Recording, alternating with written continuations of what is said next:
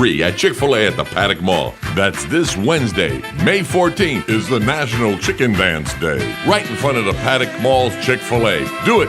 Get a free small ice cream cone. WOCA is teaming up with them, so come on, let's do the chicken dance. All right, 21 minutes after 8 o'clock. Thank you for tuning in this morning. You know, that announcement about doing the chicken dance to get a free ice cream cone is a very clever way to, it's not a publicity stunt necessarily. You could call it a minor publicity stunt.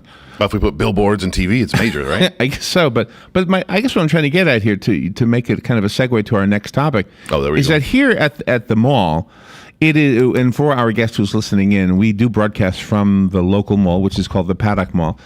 We have, this place is filled with small businesses. Now, I know we've got the anchor stores, but each one of these small, even WOCA is a small business.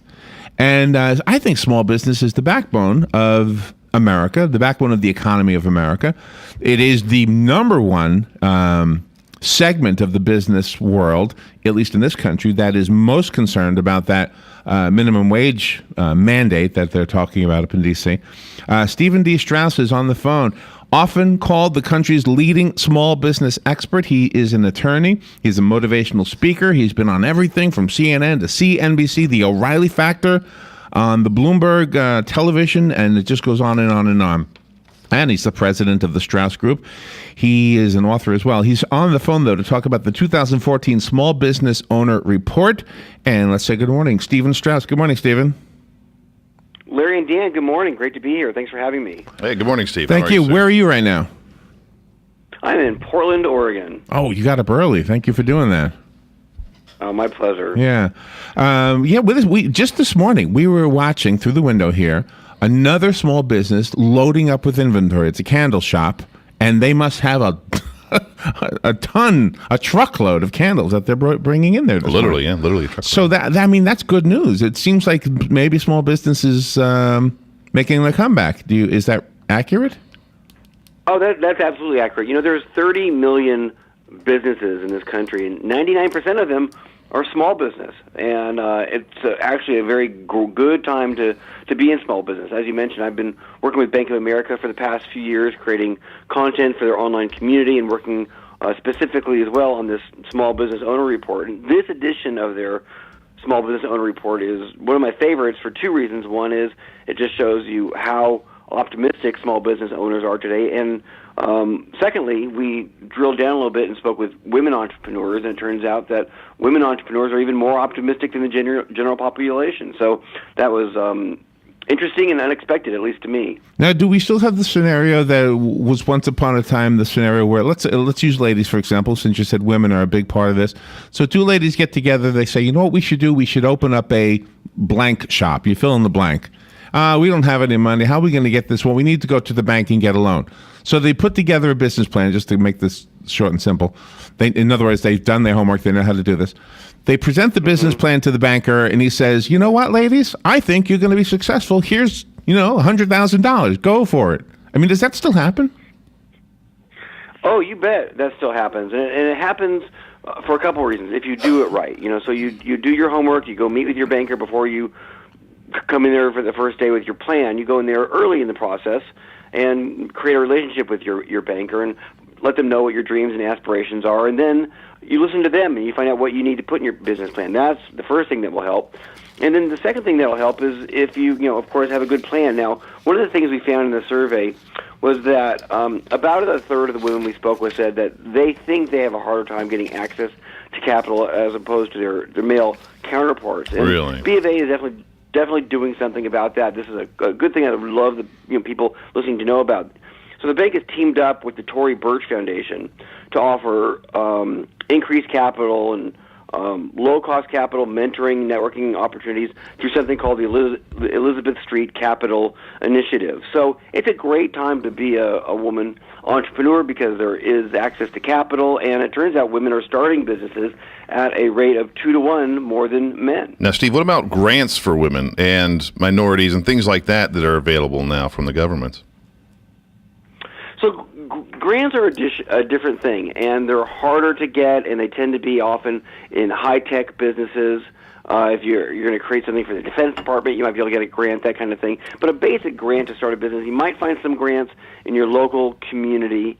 A better bet is to find something called microloans. And so there are entities out there, nonprofits called CDFIs, Community Development Foundations, and they give low-cost loans to minorities, to women, to people who have a harder time getting access to capital. So, if you Google CDFI in your local community, you can find some really great loan options available. And also, as I mentioned, just checking out the Elizabeth Street Capital Initiative would be another way to go. Those microloans are usually, up to $50,000? So if it's the Small Business Administration we're talking about, so the SBA doesn't give loans, but it guarantees loans. And if you can find yourself an SBA microloan, that does go up to $50,000. The ones that I'm talking about through these community nonprofits tend to be much smaller than that. And the good news is, though, that the requirements to get those loans are relaxed a little bit, so they're a little easier to get. So the part that I'm a little confused about is the woman versus men part, or maybe the minority versus everyone else part. And that's that if a person, regardless of race or gender, shows up with a good business plan, I mean, shouldn't that be all that the loan officer needs to see? I mean, how does gender even play a role? Or how has it in the past? Stephen, did we lose you? Oh, I think we did. Stephen, you there? I have no idea.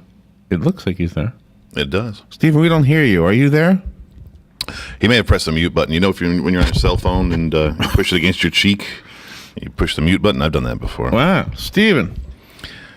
It looks like he's there, doesn't it? It does. Well, all right. We'll see if Stephen calls back. He just that wasn't me who disconnected him. I know you saw me with my finger. No. I know. That's what I said. We'll see if he calls back. But anyway, that is the part that I wonder about. I mean, I know. I'm with you. He just says it's 2-1 for women. So are they looking at women more favorably than a standard middle-aged white male at this point? But why? It become? Why would it be?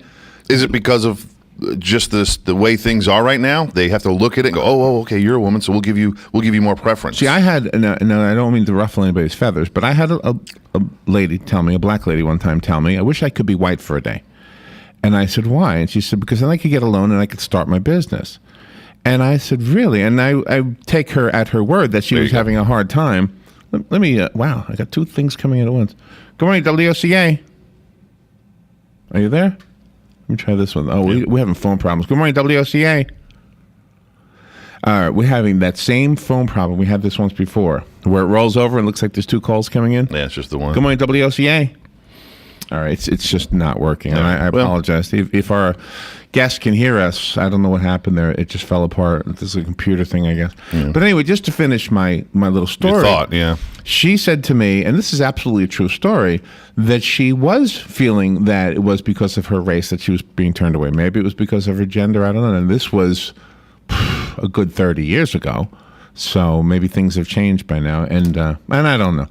Anyway, so he probably would have wanted us to go to the websites he told us, and one of them is bankofamerica.com/small business, and of course the Small Business Administration website as well. All right, we've got to push forward. We'll do news bites after this. I have no idea what happened with the phones. I hope it doesn't stick around all day, though. Well, that's okay. We'll figure it out. Well, you're here, so that's a good thing. Is that what it is? I will figure it out? You know how to figure it out. I don't know. I just press the button. Well, you know the buttons to press. All right. All right, we'll be right back. This is The Source, WOCA Ocala.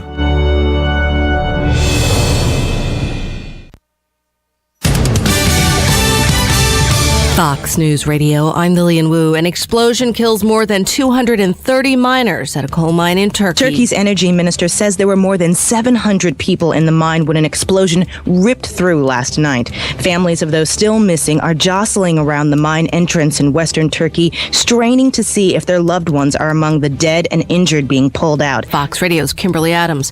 At least 200 are still trapped. Some of the workers are trapped more than 400 yards below the surface with no power to operate the elevators that would usually bring them up. The Pentagon is trying to transfer convicted national security leaker Private Chelsea Manning, formerly Bradley, to a civilian prison to get treatment for the soldier's gender disorder, according to defense officials. And an American, Russian, and Japanese safely back on Earth after spending 6 months at the International Space Station. Fox News. We report, you decide.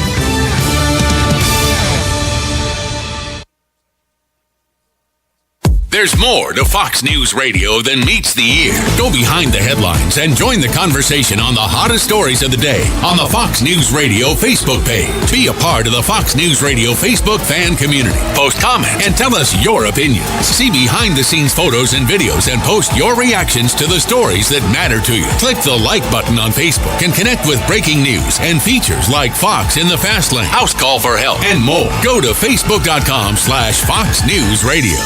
Weeknights, we're busting out a brand new lineup. First, market fraud, government abuse, corruption. At 5, nothing's off limits on money with Melissa Francis. Then, from bloated bank fees to consumer scams. At 6, Jerry's exposing the issues impacting your wallet. Plus, get smart market insight and trusted analysis you won't find anywhere else. At 7, Lou Dobbs is all business. And the first and last name in business, Cavuto, shedding light on the biggest stories making headlines at 8. Only on the Fox Business.